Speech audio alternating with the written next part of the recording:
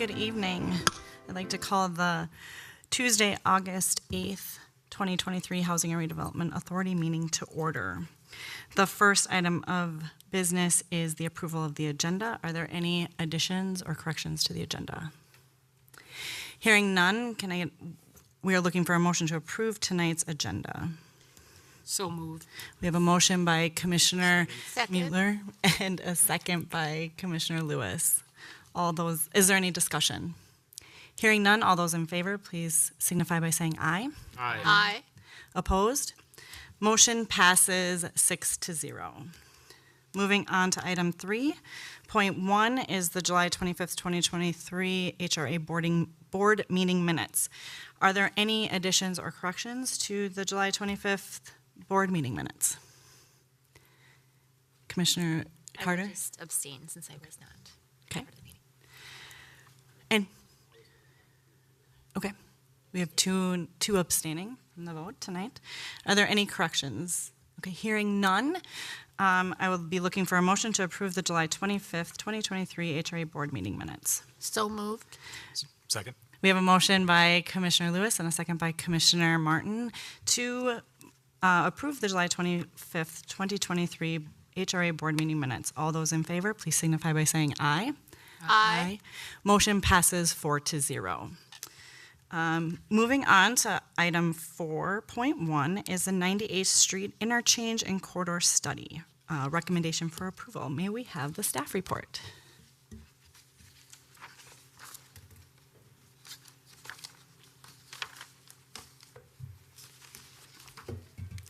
Good evening, Chairman and Commissioners. I'm Kirk Roberts, the city's traffic and transportation engineer, here to talk to you and seek a recommendation of approval for the 98th Street Interchange and Corridor Study. And many of you have been through this, so I'll just go through as briefly as possible. I'm accompanied by Brian Nemeth, who's with Bolton and Mink, the consultant who oversaw the study. And presumably this will change my slides here.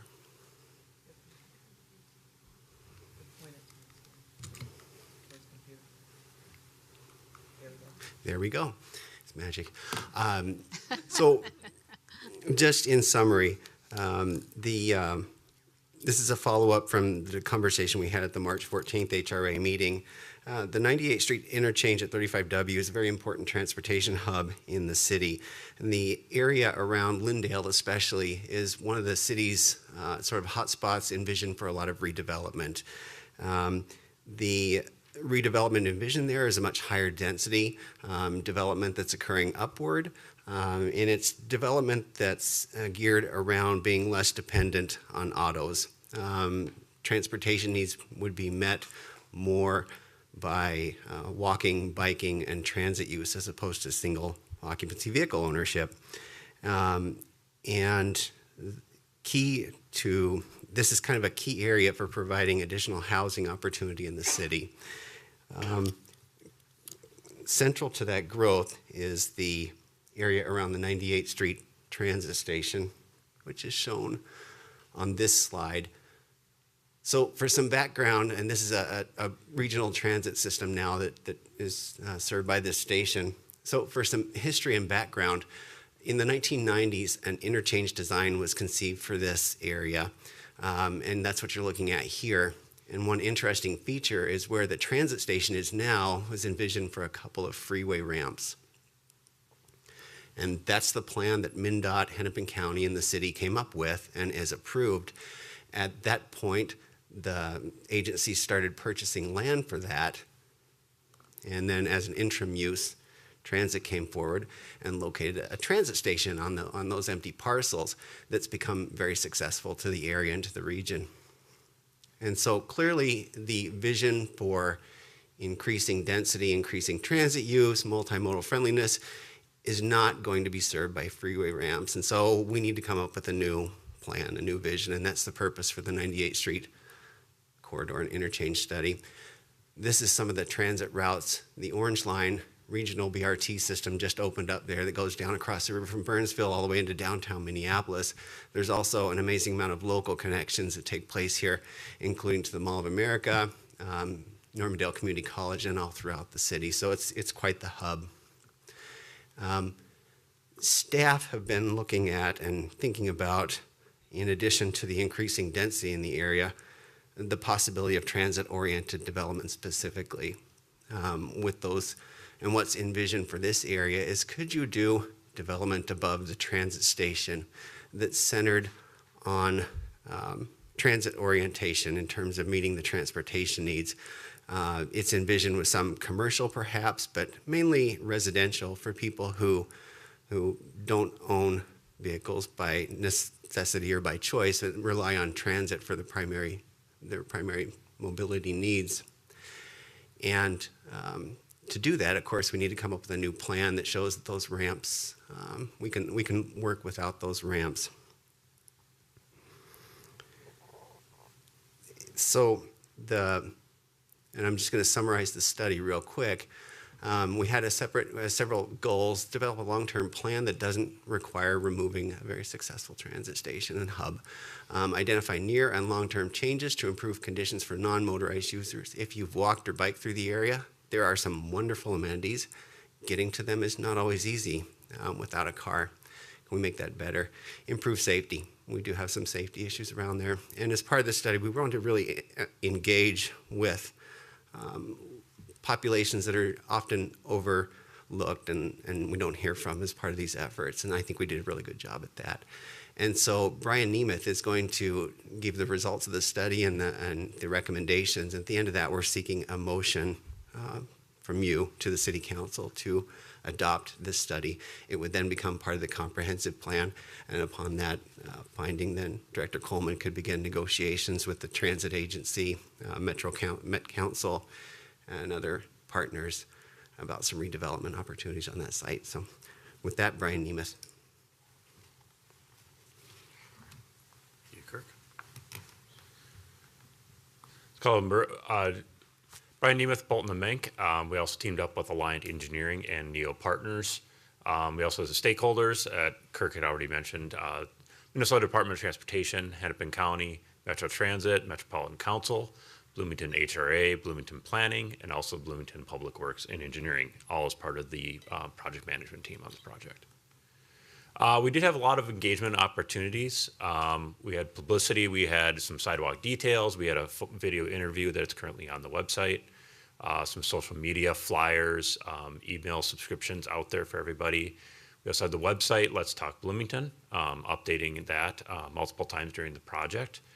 We also had pop-up events, focused conversations with certain members of the community, pre-open house engagement, and then some open houses.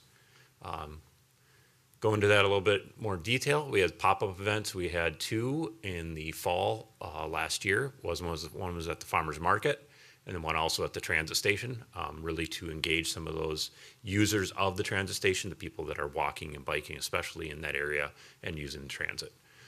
We also had focused conversations, more outreach to the Creekside Community Center, also at Kennedy High School, and then also at a Summer House Independent Living. Just to understand how those communities and how those people use the corridor, how they get to the transit station, how they overall get around the area. Then we had two open houses. We had in-person and also online engagement. We had open house number 1 in December, but we also kept in the online engagement up through and open throughout January. We also had open house number 2. This was in more of the study recommendations in open house number 2, and this was in May through June. Again, that online engagement, we had significant online engagement over those in-person open houses. I'd say a factor of like probably 10 to 1 that we were getting into that online engagement. So very important to this study and very important to be able to engage with the community that way. Just a little bit on the background for the transportation use that people have kind of said how they're using the corridor. The vast majority of people drive, even with improvements on the corridor. People still say that, I mean, it is a drivable corridor. It is a corridor that connects to I-35W. That tends to be a big driver for motorized traffic because it is one of those major interchanges. But you can see as people, as they see potential improvements on the corridor, if they can start to envision something, there is more interest on biking and walking and using public transportation. So just recognizing that the current facilities that are out there are just not as inviting to the public, but if we can make that more inviting to the public, they will use those facilities. We do have some conversations, comment summaries. I'm not going to go through all of it, but just this was a summary that provided after the first open house and over that first engagement of what people kind of feel. What are some of the concerns they have on the corridor? What are some things that they feel that could be improved along the corridor? A lot of it relates to biking and walking, as kind of conveyed before. Also connections across 98th Street, concerns with how long it takes with signal timings, how unsafe it feels next to traffic. So a lot of those things that we want to be able to take into what are we going to do on this corridor? Again, some other options that they had and looking at, more lighting, more trees, more shade. Definitely the sidewalks need to be improved. Again, something that could be improved with something different on the corridor. We ultimately came up with kind of 3 phases of projects. One is kind of a short term. What are some things that we need to do today, kind of based on, Americans with Disabilities Act requirements. MnDOT currently has some projects coming out there. They just a few weeks ago came out here and upgraded some of the pedestrian ramps at the interchange. Also in 2026, they have a scheduled project to replace the 2 traffic signals at the interchange. With that, there are some minor improvements that they're willing to do with that project. The second phase would kind of be what we're calling midterm, which is really a change of the corridor, but ultimately keeping the bridge over I-35W. Latest MnDOT review of that bridge indicates it has at least 10 years, if not 20 plus years of life out of that bridge. So it's nothing that MnDOT currently has on their radar to replace in the near term. So it's kind of like, let's put that as a midterm type concept, is trying to do everything we can to this corridor to improve things, but without replacing that bridge. And then the third is long-term, is kind of looking at what can we do along this corridor when the bridge is finally replaced. So we want to make sure that anything else that we're doing along the corridor can ultimately be reused in that long term and not have to be rebuilt again. So there's some minor improvements near the bridge that will probably have to happen, but overall it's kind of like independent type projects.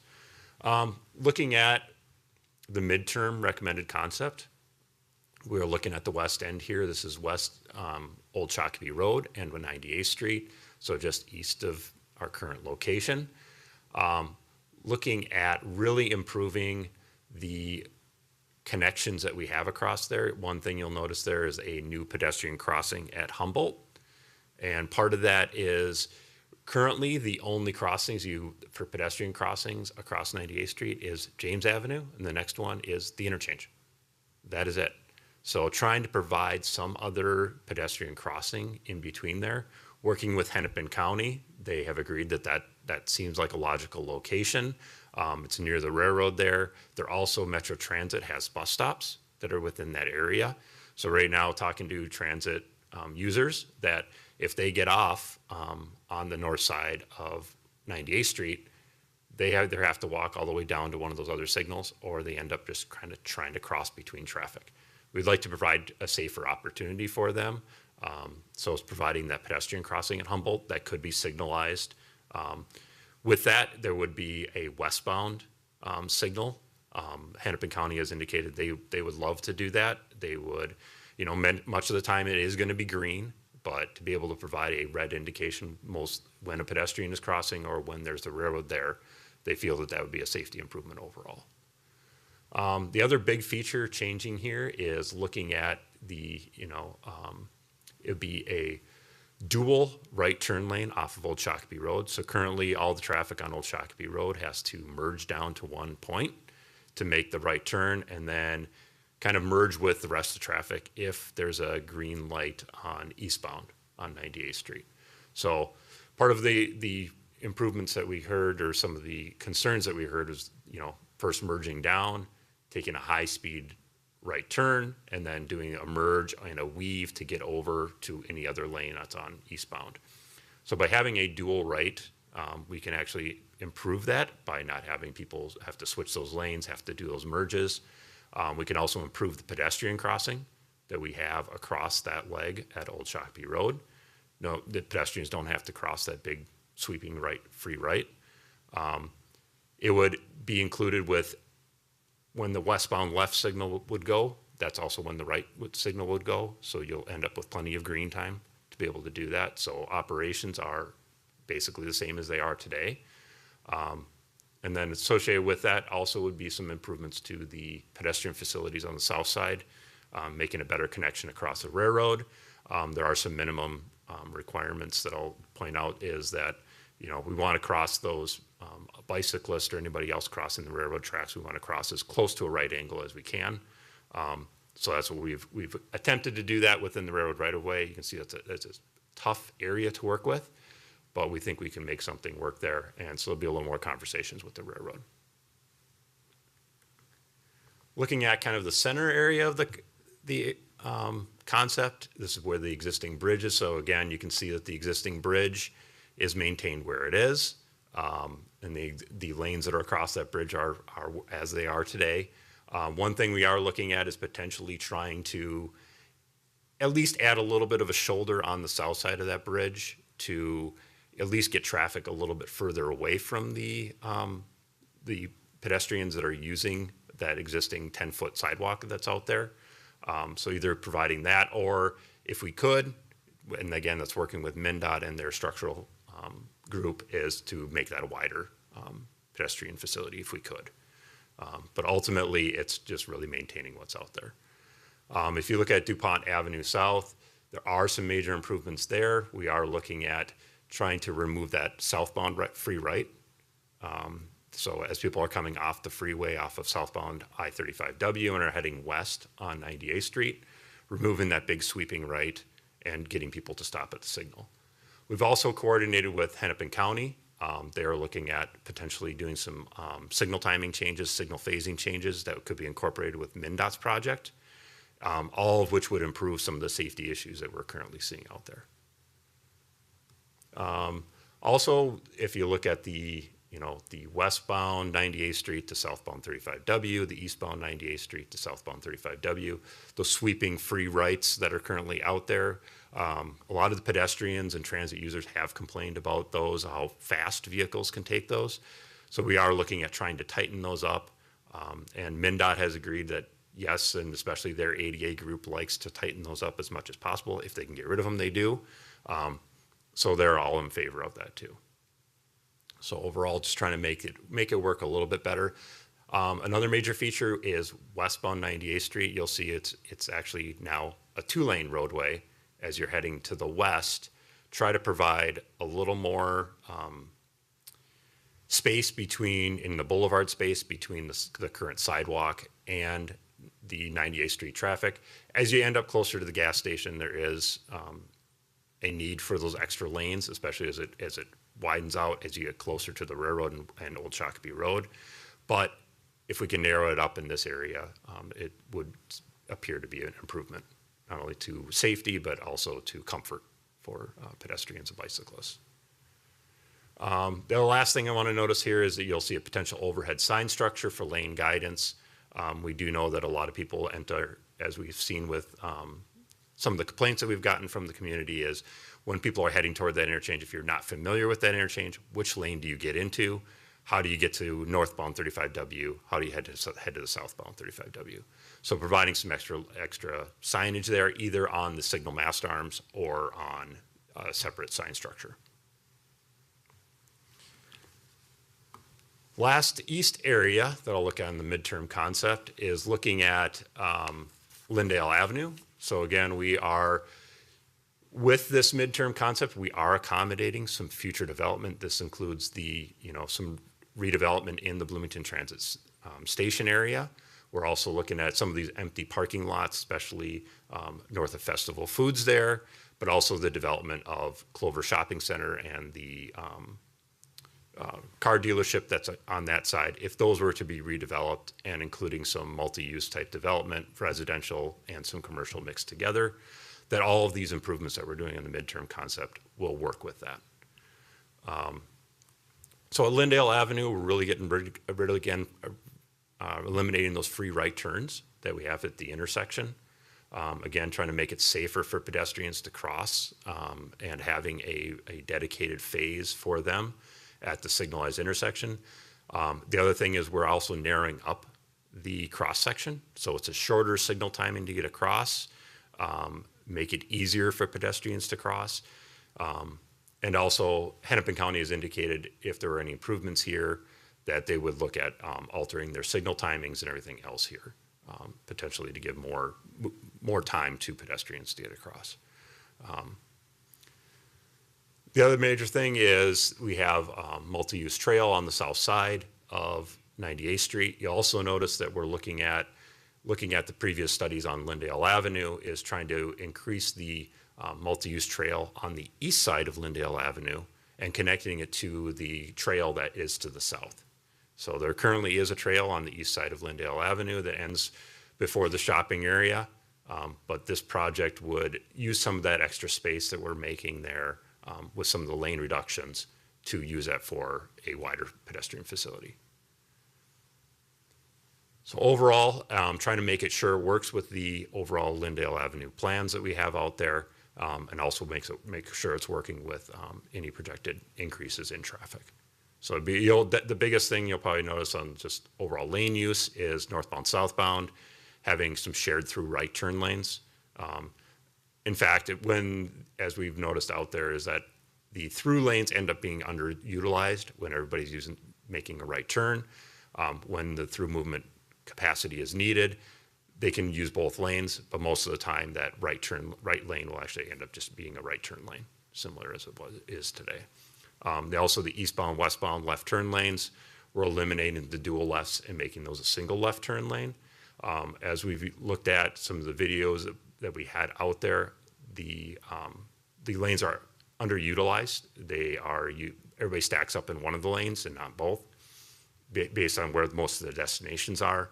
So eliminating down to one single left turn lane appears to be working well for the traffic that's out there. Long-term concepts, again, this is replacement of the bridge. You'll notice here, this is not the bridge. This is kind of looking at the west end, saying, overall, we do want to get a multi-use trail on the north side of 98th Street also, recognizing that there's a lot of transit users have said that overall, yes, to get a multi-use trail on the south side is great, but they also tend to frequent the gas station up on the north side and some of the up in the Clover shopping area, and especially if that redevelops, that they'll be able to want to be able to get up to that side, and they want to be able to easily get back and forth in that area. So a lot of the residents that we did talk to felt that a pedestrian facility or a trail facility on that side would be an improvement. The difficulty in there is that there's a lot of properties that are really close to the right of way. We know the lanes there are needed for capacity. So adding the trail will require some properties and some right of way that will be from those properties. So it's a longer term opportunity just to work with those property owners and get the right of way to be able to build that trail. But again, making the same improvements up by the railroad. As we get to the bridge, we'd be looking at a reconstruction of the bridge. To add, the biggest thing would be wider pedestrian facilities, so we can fit that trail on the north side and also keep that trail on the south side. But then also adding an additional eastbound left turn lane. As I'm sure everybody out there today, if you drive it, you'll end up backing up in that one left turn lane many times hours of the day. Adding that extra capacity there, we've basically shown to MnDOT, FHWA, Metropolitan Council that other interchange, that 90s interchange improvement is not needed in the long term, and this will satisfy the same operational characteristics and for the community. So those are your biggest changes there. I guess the one other change I should point out there is a westbound right turn lane. So looking at the Clover Shopping Center when that becomes redeveloped, now if that's out when the bridge is done or if that's done sooner than that, would be to add an extra actual right turn lane within that property That helps alleviate a lot of the congestion that's in there, and we feel that some of the crashes that are occurring there, where people don't know which exit people are going to, whether they're making the first exit or the second one. So that's more of an opportunity as development occurs, or with the long-term vision. Just open house number 2, just because that was the latest open house that we did have. We did left the comment period open online for 4 weeks. We had 100 people visit the website. We had 75 people engage online or in person, between either being at the open house or engaging online for that event. And very, very successful. A lot of people came out to that event. It helped that there were other events actually happening in City Hall. So there's a lot of people that stopped by, and so that worked really well. Just to give a little more information on some other things that we did look at with the study, we are looking at pedestrian bridge options across 35W, north and south of 98th Street. One would be looking at an alignment probably north of the bridge, kind of on 96th Street, looking at different capabilities to work with some of the right-of-way and some of the natural features that we do have to be able to fit a bridge in there. This one, as shown right now, we are still working through these concepts, making sure which ones are rising to the top. This would be an at-grade railroad crossing, so it'd be significant coordination with the railroad on it. Another one we're looking at would be on the 100th Street alignment. This gets a little more difficult with some of the properties that we have there, some residential properties, the church properties, park properties. Makes it very difficult to do that. It's fitting it within very long ramps, potentially elevators and that kind of a thing compared to what we provided at 96th Street. But just showing there is possibilities out there, just they're going to be quite a bit more expensive. The other major one we want to point out, especially with the HRA and the transit station, is the 98th Street crossing at Aldrich Avenue. So looking at Aldrich Avenue is projected to be a green spine, at least east of or north of 98th Street. Green spine means more transit-oriented development that is more residential, mixed-use type development that is really calming to traffic. It is not, you don't have to use your vehicle to access the businesses there. You could park at one area and get around with biking and walking to everybody there. So looking at Aldrich Avenue as that green spine, how do you provide a connection to that transit station? Now there's signals over to the east and west, just a block, but we want to provide some kind of opportunity here. We did look at, underpass, overpass, other type options. They end up taking a lot of space, as you can see with the other options that we did over 35W, just to get pedestrians up there. We are looking at some kind of skyway facility as probably the easiest type facility to fit across 98th Street at Aldrich. This is just a representation of the approximate location of where a skyway would be, and we would need some kind of a structure on either side, especially in the transit station. The little white boxes, because we don't know what size that development is or how much of the site that development would end up being. It's just kind of a representation of trying to get the connection on that side of the site. But overall, that could end up being a very much larger facility. So next steps, we do have the Planning Commission meeting on August 17th. That'll also be looking for recommendation for approval. And then we have the City Council meeting on August 28th for review and adoption. Just to provide a summary, again, these concepts achieve the study goals, provide a long-term plan for the interchange, which was especially important for Metropolitan Council and MnDOT. Also preserving and enhancing the transit station, which is very important to the community and Metro Transit. Maintaining existing vehicular mobility, including transit, again, important to all project partners. Enhancing non-motorized traffic mobility, again, very important for the community. Improve safety for all users, again, very important for everybody. And then allowing for traffic growth due to development and redevelopment in the area. And just making sure that this is not something for now and doesn't work 10 years from now. This is something that we're projecting to work for over 20 years from now.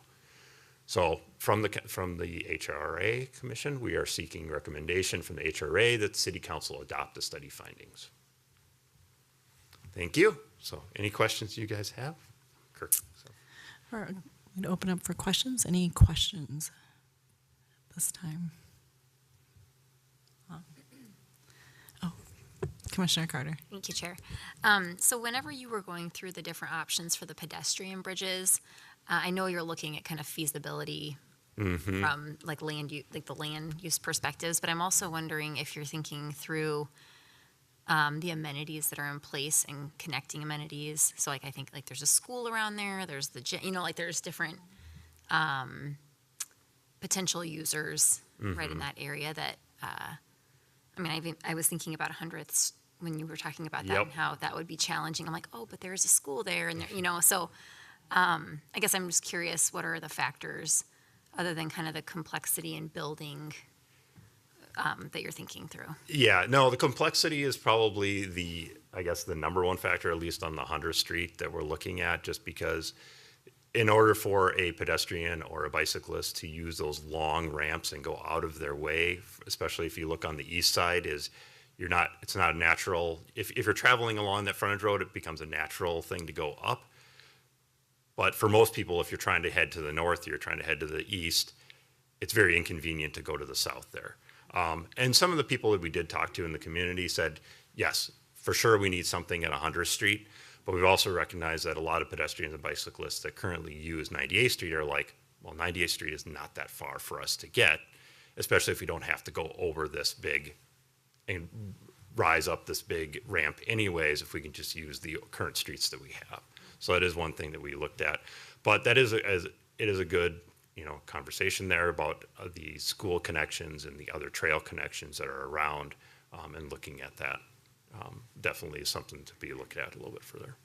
Thank you. I don't have any other questions, but I am really excited about these changes. I would say this is probably one of my least favorite areas to drive in Bloomington. I know it takes a long time to make these types of changes, but excited that they are being planned for. Thank you. Thank you. Are there any other questions? Commissioner Martin. Thank you, Chair. And the report kind of alludes to this, and you mentioned it briefly a moment ago. Obviously, for the Lyndale Avenue retrofit strategy, having more multimodal friendly options is good for that overall. But I guess as those redevelopment opportunities move forward, is that potential connection to, say, like the Aldrich Green spine the largest infrastructural impact we'll see? I'm thinking of the kind of the timing on the near and midterm options that we're seeing here, plus kind of best guesses at when we may see major redevelopment for the retrofit. Where do we see these things plugging into each other, and potentially when? Do we have an idea? We have talked about overall the Old Shakopee Road as one of those opportunities that the county is actually more excited about as far as big changes out there. So there's a little more push, at least from Hennepin County, to be able to do something at this intersection. And again, MnDOT is saying at the interchanges, they'll try to incorporate as much of this as they can. It all relates to funding and how much that they did recognize that their ADA group drives a lot of some of the improvements that they're doing there, which is good for this because we're trying to improve pedestrian and bicyclist facilities, which that group is looking at. So trying to pull some of those opportunities into hopefully a 2026 project with MnDOT. Lyndale's a little bit further, but Kirk might have. Yeah, and Commissioner Martin, just to answer one other aspect of the question you raised too, one of the hopes is if we can do some interesting redevelopment at the transit station, that can also be a catalyst for some of the densification and the redevelopment we want to see around there, especially if some parking is an option, maybe it's parking that's shared for different uses, including some of the retail there, with a nice pedestrian connection across 98th Street. A development, and this is purely speculative, I'm not a developer, I count cars, but if we could make some really nice development there, it could be the catalyst for many good things to come in the redevelopment areas. Are there other questions? I do have one question, actually. When we're looking at, around the Lyndale area and we talk about future development, are we also taking into account the increase in traffic that would and possibly cause? My biggest concern is when we're talking, and obviously I'm sure it's adjustable, but when we're talking about shortening light times and stuff, especially going down to one turn lane in an area that there's the medical clinic and there's a lot going on there. And if we do see Clover, center redevelop and we have these redevelopments, I just want to make sure we're anticipating what can happen with the growth and possible increase in traffic as well. Yes, yeah. So part of our development, as we were looking at these midterm options, we are looking at those certain areas. We do have traffic projections that we develop for these kind of 3 development areas or redevelopment areas for increased traffic. And the long-term options is looking at it to accommodate basically a 2040 forecast, which currently is a little bit high. Metropolitan Council is refining their system, what are called system statements for the area, for the regional area out to 2050. They're saying overall region-wide in 2050 is going to be lower than the current 2040 forecast. So just to give an idea that we're providing for 2040, which will probably actually hopefully work until 2050. So just a little bit of a nugget of information there. Thank you. Are there any other questions? Thank you very much for your time this evening and all this information. I'm also very excited for this to be moving forward. So with that, we will be looking at this time for that the HRA board recommend that that the Bloomington City Council adopt the 98th Street corridor and interchange study. So moved. We have a motion by Commissioner Carter Second. and a second by Commissioner Mueller. Is there any discussion? Hearing no discussion, with the motion, we will be looking to move forward the recommendation that that we recommend to the Bloomington City Council to adopt the 98th Street corridor and interchange study. All those in favor, please signify by saying aye. Aye. Opposed? Motion passes 6-0. Thank you. All right, moving on our agenda, we're on to 5.1, which is Livable Communities Demonstration Account Funding Application. May we have the staff report? Thank you, Chair Huhim. Erica Coleman, HRA Administrator. So the Metropolitan Council actually has their Livable Communities Demonstration Account for pre-development and new development project eligible activities. And so we would be looking to submit an application that would be supportive for either affordable rental or affordable homeownership development. Applications are due by August 14th, and we would be looking for just an approval by the board to submit an application for that. Previously, we have submitted applications for Livable Communities Demonstration Account funding pre-development for Lyndale Flats was one of the projects we did for the 98th Street Station. We submitted for Metropolitan Council LCDA TOD funding. And then we have submitted and were awarded for the Local Housing Initiatives Account Affordable Homeownership Pilot. And so this is just the process in submitting the applications and looking at funding, whether we are actually looking at doing the projects ourselves, which was 98th Street Station in partnership with Planning and Public Works, or doing a funding agreement with a developer for a project, which is what Lyndale Flats was. And then the Local Housing Initiatives Account is a development agreement with Habitat for Humanity.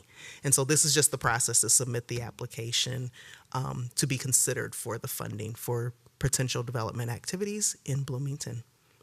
And I can stand for any questions. Are there any questions? Commissioner Carter. Thank you, Chair. So just to clarify, so those projects you just listed are previous examples that we've applied for and got funding for, and then moving into the future for this round, staff would be identifying potential opportunities and including those in the application. But it's kind of broad at this point. Thank you for the question, Commissioner Carter. That is all correct. Okay. It is broad at this point because the Livable Communities Demonstration Account, LCDA, has pre-development and development dollars, and both of the dollars can go towards affordable rental or affordable home ownership. Mm-hmm. And so in looking at, as we move forward on different things in purchasing property or land or looking at land to develop, there is potential for a couple of projects that could come forward that we could look at this, but we're bound to these timelines because I don't believe the next application period will open until 2024. So we would like to get an application in now. So it is broad right now, but it would be within the priorities, the goals, and the focus of the city and the HRA. Thank you. Are there any other questions? Hearing no questions, we'll be looking for a motion to approve resolution approving application for livable communities demonstration account funding. So moved. Second. We have a motion by Commissioner Lewis and a second by Commissioner Doblinger to approve the resolution approving application for livable community demonstration account fund. Is there any discussion? Hearing no discussion, all those in favor, please signify by saying aye. Aye. Aye. Opposed? Motion passes 6-0.